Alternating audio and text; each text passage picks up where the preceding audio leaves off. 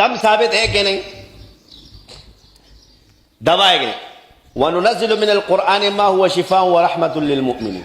اب اس آیت کا مصداق صرف رقیہ ہے، یہ میری تحقیق ہے اور میری دلیل ہے، اور یہی تفسیر کر رہا ہوں، اور جا کے چیلنج ہے میرا، رقیہ کے علاوہ اس سے کوئی اور معنی مراد نہیں لیا جا سکتا۔ آپ کہتے ہو کہ اس سے روحانیت بیماری مراد ہے، رقیہ مراد نہیں ہے۔ سوال میرا یہ ہے، جب تم یہ کہو گے تو کیا نبی کے اندر روحانی بیماریاں ہوتی ہیں؟ روحانی بیماریاں عرف عام میں مشہور کیا ہے؟ شہوت پرستی، نفس پرستی، محب مال، حب جاہ، بغض، کینہ، تکبر۔ کتاب بھی لکھی حضرت ایک دیتے ہیں روح کی بیماریاں۔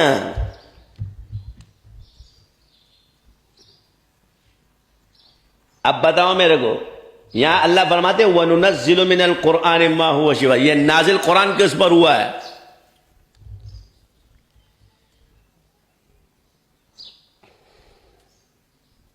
یہ تمہارے دلیلیں۔ آپ علیہ السلام نے رقیہ کے لیے دم فرمایا ہے، جادو کی کاٹ کے لیے فرمایا ہے۔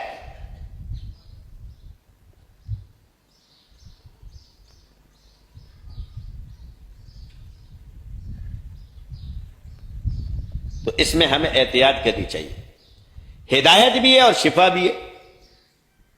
تو آپ علیہ السلام نے کفار کو دم کیا ہے اور اس سے ہدایت۔ اب ہدایت بسا اوقات ضروری تھوڑی ہے کہ ہدایت صرف ایک معنی کہ وہ ہدایت قرب کے لیے بھی استعمال ہوا ہے قرآن۔ جو مقرب ہوتا ہے وہی ہدایت یافتہ ہوتا ہے۔ ایک ہدایت عام ہے اور ایک ہدایت خاص ہے، ایک ہدی للناس ہے اور ایک ہدایت خاص ہے۔ ہدی للمتقین، یا قید ہے، قرآن سے فائدہ اٹھانا، قرآن کے علوم جس پر کھلیں گے وہ اللہ کا مقرب ہوگا، یا قرب سے مراد لوگ۔ یہ تھوڑی کہ تمہارے معنی میں کہ جی سیدھی راہ، تو سیدھی راہ میں قرب وہ بلند ہے، ایمان شرط ہے تقوی کے لیے۔ تو یہاں تو اللہ ہدی للمتقین ہے، ہدایت ہے اس میں متقین کے لیے، قید ہے، شرط رکھی ہے، یعنی عموم نہیں ہے۔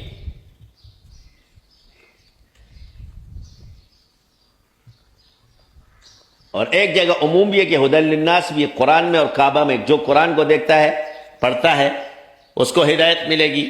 تو یہ ہدایت عام ہے یعنی کافر سے، اور ایک ہدایت خاص ہے جس سے قرب مراد ہے اور وہ مقرب ہے۔ تو علوم الذین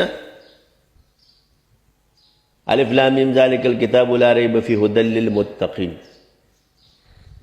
الذین یؤمنون بالغیب ویقیمون الصلاۃ ومما رزقناہم ینفقون۔ اب نماز کے لیے یاد رکھو کہ آپ خواہ بدگمان مت ہو، کسی نے کیا معذور پر جماعت نہیں ہوتی ہے۔ جس بندہ معذور ہو جائے جماعت سے، بچے پہ، عورت پہ، معذور پہ جماعت نہیں اور جمعہ بھی نہیں، لیکن نماز معاف نہیں ہے اس کو۔ معذور کو نماز معاف نہیں ہے، جماعت معاف ہو جاتی ہے۔ کل یہ نہیں بول دینا کہ جی نماز معاف ہو گئی، کیا نماز معاف نہیں ہے، جماعت معاف ہو جائے۔ مسافر پر، ایک شخص مسافر ہے، اس پر جماعت نہیں ہے، جمعہ نہیں ہے، عورت پر نہیں ہے، بچے پر نہیں، اور مجنون پر، ایسا پاگل جس کا دماغ اڑ گیا، اس پر نماز بھی نہیں ہے۔ مجذوب اور مجنون۔ اب تیرے کو پتہ ہے کہ مجنون کون ہے، مجذوب کون ہے، معذور کون ہے؟ سیدھا سیدھا راشد ہے یہ خوانی۔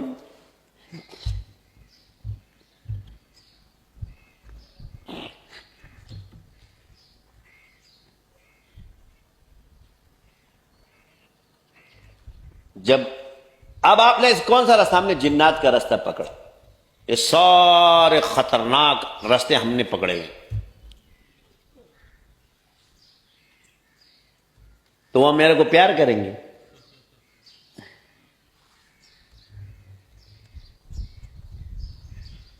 تو رسی اس کی کون ہے؟ مکار عورت۔ شیطان کی رسی کون ہے؟ مکار عورت۔ النساء حبائل الشیطان، تاثیر ہے بھائی۔ عورت کی اور جھوٹے کی زبان میں ایسی تاثیر ہوتی ہے، مکر کی ایسی تاثیر ہے کہ بندہ اس کو مان جاتا ہے. تو بادشاہ کیوں مبتلا ہوا؟ کیونکہ وہ کافر تھا. تم تو مسلمان ہو نا.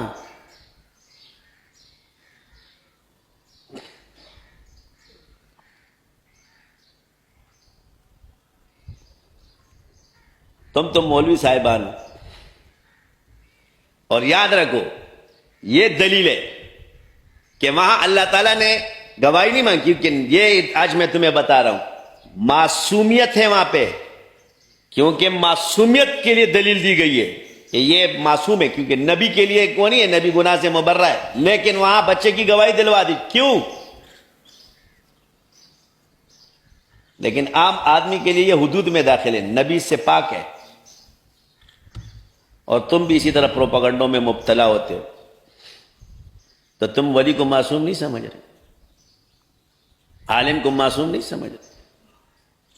یہ علماء جو آج تمہارے اور یہ تم نفس کی وجہ سے عزت نفس پہ کیوں کھڑے ہوتے؟ مت کھڑے ہو،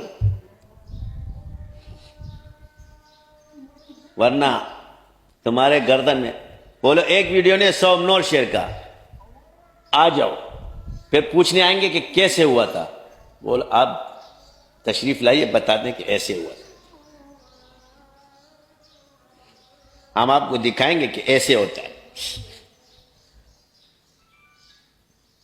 اس کا مطلب ہے کہ تو ڈر رہا ہے.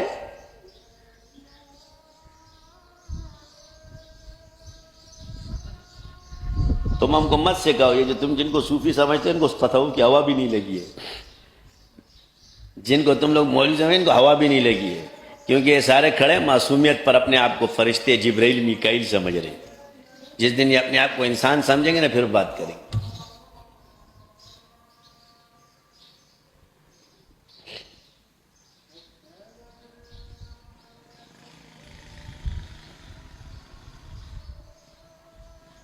تو ایک